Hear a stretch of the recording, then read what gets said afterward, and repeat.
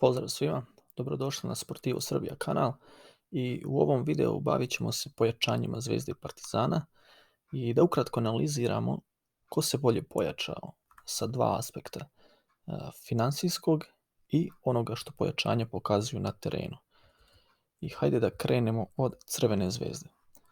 Ovdje možemo vidjeti listu igrača koji su došli, koliko su plaćeni, koja je njihova trenutna vrednost i koja im je maksimalna vrednost na tržištu u toku njihove karijere i klubovi za koji su igrali. Osman Bukari došao za 3 milijuna evra, najveće naše zvezdaško pojačanje, kažem naše jer ja sam zvezdaš.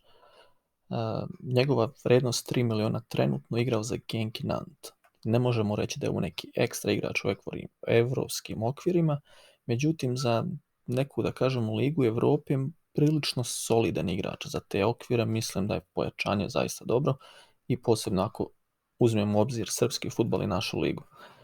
Kings Kangwa, ne vjerujem diko za njega čuo od većine naših ljubitelja fudbala, osim nekih koji recimo prate Rusku ligu pa da znaju da je to negdje prilično solidan, dobar igrač tamo, ali u evropskim okvirima, znači anoniman fudbaler koji je došao za 1,5 milijuna, njegova trenutna vrednost je malo niža, ali od njega se očekuje da njegova cijena raste. Aleksandar Pešić, nama svima dobro poznat, dokazan igrač u mnogo klubova kao što su bili Toulouse, Maccabi, igrao u Turskoj, igrao u Zvezdi. Njegova trenutna vrednost 3 milijuna, plaćen je samo 1 milijun. Dobar napadač za naše uslove i neko od koga se može očekivati, znači uloženo u njega može se očekivati, znači da će da vrati. Jegor Petrucev, plaćen 900.000, igrač iz Sočija, također prilično anoniman, ne vjerujem diko za njega čuo. Ovo isto zalog za budućnost, očekuje se od njega mnogo u budućnosti, da njegova cijena samo raste, ali trenutno to je to, 300.000 vredi, plaćen 900.000. Stefan Mitrović, vjerovatno jedan najperspektivniji naš trenutno mladi fudbaler u Srbiji, koji je mogao da igra koji je bio u Srbiji da nije u Zvezdi i Partizanu, eto, ako tako možemo definisati. Ali eto, ove godine došao u Zvezdu za 500.000, cijena 800.000 i možemo očekivati da će samo da raste. Znači igrač koji ima dobar potencijal i još jedna investicija u budućnost, mada i sada to igrač koji može da donese nešto dobro i da napravi razliku. Irakli Azarov, također prilično anoniman igrač, također igrač koji je zalog za budućnost, projektovan da zamijeni Rodića i jednog dana eventualno donese neke dobre pare klubu, plaćen 300.000, njegova maksimalna vrijednost 1.200.000. I Nemanja Milunović koji se vratio, znači bez obeštećenja. Vidimo da je njegova maksimalna vrijednost u toku karijere bila 2,5 milijuna, trenutno 900.000. Znači jedini igrač koji je u padu u karijeri, čija karijera ide nizbrdo, trenutno je Nemanja Milunović. Od svih ovih ostalih igrača očekuje se da sljedeće 2 godine ili godina 2-3 u Zvezdi, koliko ko provede, da napreduje, da donese neke pare, da se otplati i znači da bude čak zarada na njima.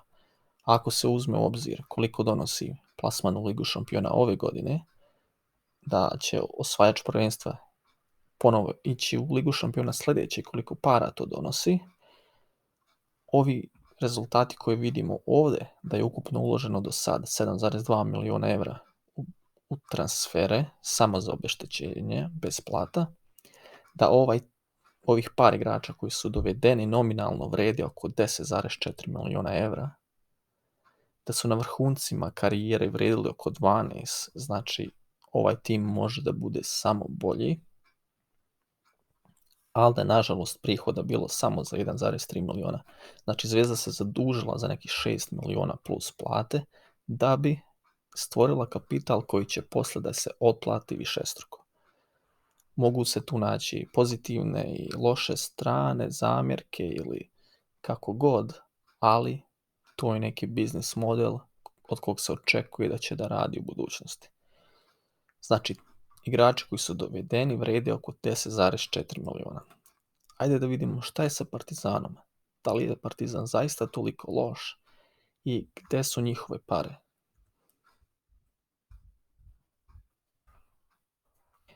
Ovdje imamo znači listu igrača koji su došli u Partizan. Evidentno je da Partizan skoro da nije potrošio nikakve pare. Samo 450.000 evra.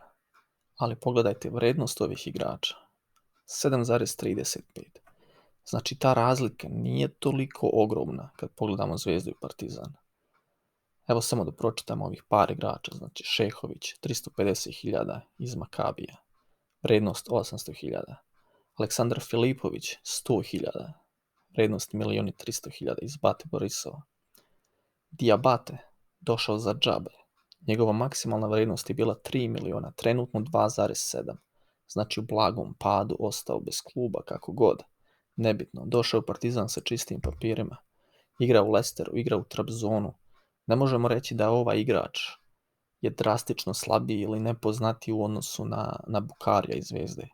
Njihova trenutna vrednost na tržištu je prilično ista, slična. Patrik Andrade došao također besplatan, 750.000, košta iz Karabaga.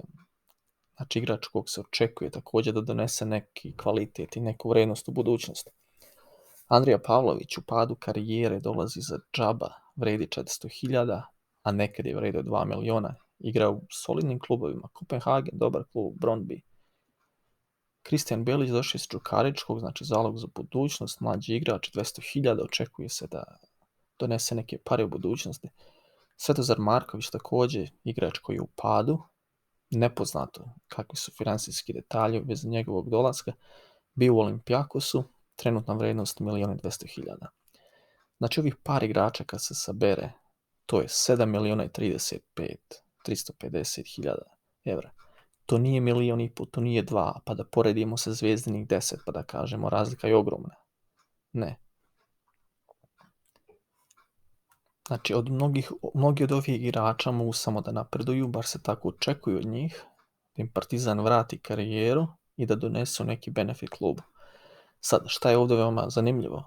Mali rashodi, a dosta bolji prihodi. 4,25 miliona prihodi Partizana. Znači, oni su trenutno sačuvali 3,8 miliona u odnosu na Zvezdu koja je potrošila 8, znači skoro 11-12 miliona razlike. Izvinjava se, Zvezda 5,8 u minusu, 5,9. Partizan ovdje znači oko 9 miliona razlika između Zvezde i Partizana. Timovi su mala razlika, 20%, 25% razlika u vrednosti igrača koji su došli. A na terenu razlika je drastična. Zvezdini igrači pravi razliku, pravi rezultat, Partizanovi ništa. Ne može mi niko reći da Diabate ne bi trebao da bude igrač koji će rešiti utakmicu, napraviti prevagu na terenu. Ili bilo koji od ovih igrača. Znači šta je razlika? Ambijent u klubu Crvenoj Zvezdi je drastičan, pozitivno u smislu veoma različit u odnosu na Partizan. I igrači koji možda imaju slične kvalitete, slične mogućnosti u Zvezdi dolaze do izražaja zbog atmosfere, zbog energije i svega. U Partizanu ništa, katastrofa. Često se samo priča o novcu, koliko je ko plaćen, koliko ko vredi. Evo, ovi brojevi govore da Zvezda jeste investirala mnogo više novca u tim, ali da vrednost tima koje Zvezda trenutno je dovela nije toliko veći nego Partizan. U Zvezdi to donosi rezultat, u Partizanu ne donosi. I eto, toliko. Sad da vidimo samo još jedno poređenje, znači to je to ukupno. Zvezda platila 7,2 miliona transfere ovog leta, Partizan 450.000. Zvezdin tim koji je došao 10,4 miliona, Partizanu 7,35. Razlika u novcu nije tolika kolika je ogromna razlika u onome što ti igrači, što taj tim donosi. Eto, ukratko, Partizan ne bi trebao da bude toliko loš ako se uzme stanje na papiru, vrednost tima, vrednost igrača. Međutim, mislim da njihova atmosfera, organizacija i sve ostalo u klubu ne štima i zbog toga ova ulaganja se ne vide. Oni jesu pametno uložili i mislim da Ilijev nije trebao biti prvi da napusti klub, jer ako pogledamo ove detalje u vezi transfera, u vezi igrača koji su došli za džaba, a opet nešto vrede i mogu nešto donijeti klubu, mislim da to nije bio toliko loš prelazni rok koliko su loši rezultati. Pišite šta mislite i naravno preplatite se na kanal i bit će uskoro još koji video. Hvala.